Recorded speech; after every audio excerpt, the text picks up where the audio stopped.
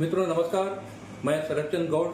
आज मैं चर्चा करना चाहता हूं हिंदी के महत्वपूर्ण कवि विजय सिंह जी, उनके कविता संग्रह बंद टाकीज, उनकी कविता बंद टाकीज और उस टाकीज की जो उनके घर के सामने रह रह करके जीवित हो उठता है। विजय सिंह जी हिंदी के अत्यधिक महत्वपूर्ण कवि हैं। उनसे मिलने के लिए अनेक साहित्यिक मित्र जगदलपुर आया करते हैं और जब भी वो जगदलपुर आते हैं रिक्शे से, ऑटो से, कार से, वो यही पूछते हैं कि बंद टाकीज कहाँ है। रह करके आए दिन लगातार ये बंद टाकीज जीवित हो उठता है उन आहटों से जो कि साहित्यिक मित्र के रूप में विजय सिंह जी के निवास पर आते हैं। विजय सिंह जी हिंदी के महत्वपूर्ण कवि हैं और उनके कविता संग्रह बंद टाकीज पर मिस्टर के.एल. श्रीवास्तव जी, महत्वपूर्ण कवि साहित्यकार बस्तर के, उन्होंने एक पत्र विजय सिंह जी के लिए लिखा था। उसके कुछ अंश को मैं पढ़ना चाहता हूं। लीजिए सुनिए। प्रिय विजय, इसने बंद टाकीज कविता संग्रह को डूब कर पढ़ा क्योंकि इसमें समाहित कविताओं की विषय वस्तु से मेरा भी आत्मिक संबंध रहा है। इस संग्रह की सभी कविताएं दिल को छूती हैं, लेकिन बंद टाकीज कविता को विशेष रूप से चर्चा करना चाहूंगा। यह बंद टाकीज जगदलपुर शहर में बसंत टाकीज के नाम से 22 फरवरी 1951 को शुरू हुआ था। इसमें पहली फिल्म लगी थी धीरज और अफलातून। उन दिनों मेरी आयु 17 वर्ष थी। ये के.एल. श्रीवास्तव जी बोल रहे हैं। संध्या होते ही बंद टाकीज के आसपास सब कुछ जीवंत हो उठता था। रोशनी की जगमगाहट और कोलाहल से बंद टाकीज खिल उठता था। कालांतर में इसका नाम बदलकर प्रभात हुआ और इसके बाद ज्योति, लक्ष्मी, शारदा और ना जाने कितने नामों से यह खुलता बंद होता रहा।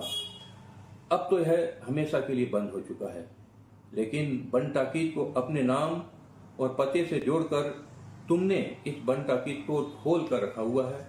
मित्रों, आज हमारे बीच में मौजूद हैं हिंदी के महत्वपूर्ण कवि विजय सिंह जी। आइए हम उनसे उनकी महत्वपूर्ण कविता बंद टाकीज सुनते हैं। धन्यवाद शरद भाई। नमस्कार, मैं विजय सिंह। आइए कविता बंद टाकीज सुनते हैं। मेरे घर के सामने बंद टाकीज है, जिसे देख रहा हूं बरसों से मोहल्ले में सबके बीच, लेकिन एकदम अकेला अलगाया हुआ। अक्सर रात गए कमरे में बैठकर लिखता हूं कविताएं। खिड़की से देखता हूं बंद टाकीज को ताकते, तब बेचैन हो जाता हूं। लिखता हूं अपना पता, विजय सिंह, बंद टाकीज के सामने, जगदलपुर, बस्तर। अक्सर देखता हूं रात गए टाकीज के सामने, बब्बू खां के रिक्शे ऊँघते हैं। हमेशा आधी रात में जब गोरखा चौकीदार लाठी की टक टक के साथ बंद टाकीज के सामने से गुजरता है, तब खान बाबा अपनी झोलंगी खाट से नींद में उठता है और टाकीज की तरफ मुंह करके पेशाब करता है।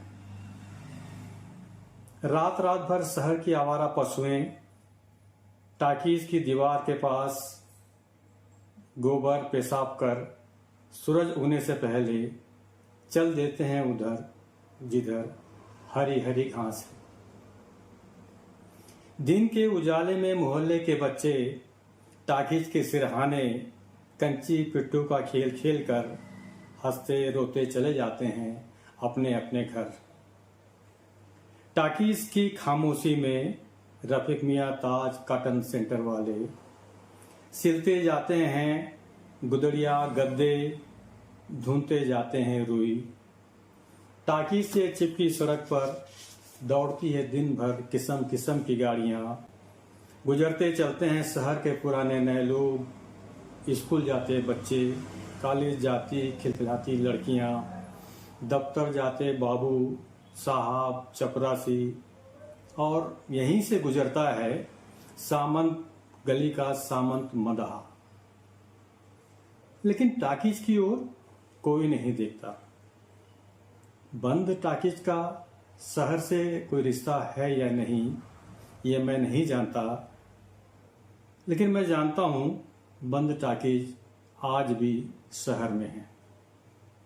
यहाँ कोई मूंगफली वाला खड़ा होता है, न चाय पान दुकान वाला, न मन चले लड़कों का झुंड। हाँ, टाकीज के सामने साईं किराना अपनी दुकान जरूर खोल कर रखता है। यहाँ रोज के ग्राहक खड़े होते हैं और कभी कभी बंद टाकीज की ओर मुंह उठाकर पूछते हैं, यह बंद टाकीज है क्या? और जवाब में साईं आलू प्याज का बढ़ा हुआ दाम बताता है। टाकीज के सामने सड़क पर दिन भर धूल उड़ती है और मैं धूल को अपनी पुस्तकों से झाड़ता रहता हूँ। देखता हूँ रंग पलस्तर उखड़ते दीवारों पर जमी धूल की मोटी परतों को, जिसे कोई साफ नहीं करता, यहाँ तक मैं भी। मेरे लिए टाकीज के दरवाजे पर जड़ा आदम जमाने का ताला तिलस्म की तरह है, जिसे मैंने आज तक किसी भी चाबी से खुलते नहीं देखा है। यह सोच मेरे लिए सुखद होता है कि मैं खुल जा सिम सिम कहूँगा और बंद टाकीज का दरवाजा किंवदंतियों की तरह खुल जाएगा। मेरी आंखों के सामने रंग पलस्तर उखड़ती दीवारों में है टिकट खिड़की, इस तरह जिस तरह की अभी आएंगे सैकड़ों हाथ और फिर से बाहों में भर लेंगे। वह जगह बिल्कुल खाली है जहां पोस्टर हुआ करता था। मैं देखता हूं वहां चिड़िया बैठकर पंख पोंछती है और फुदकती है। मुझे खुशी होती है कि मेरे साथ चिड़िया भी बंद टाकीज के पास है। टाकीज की जंग लगी मशीन के बारे में सोच सोच कर मैं परेशान हो जाता हूँ। सोचता हूँ क्या आज भी उसके सपनों में आता होगा रमू ऑपरेटर और खास खास कर फिल्म चलाता होगा। कितनी कहानियां थी रमू ऑपरेटर और टाकीज को लेकर। मेरे बाबा बताते हैं, रमू था तो टाकीज थी, रमू नहीं है तो टाकीज नहीं है। बताते हैं बाबा, शहर की पहली टाकीज है यह। और याद करते हैं अपने जवानी के दिन। प्रभात था इस टाकीज का नाम। तब शहर में गिनती के लोग थे, गिनती के मकान थे, गिनती की गाड़ियां थी, गिनती के रिक्शे थे, गिनती की सड़कें थी, गिनती की दुकानें थी, जहां हंसते थे लोग और झूमते थे पेड़। मुझे दुख है तो सिर्फ इस बात का कि मेरे शहर के लोगों को नहीं मालूम कि यहाँ एक बंद टाकीज भी है।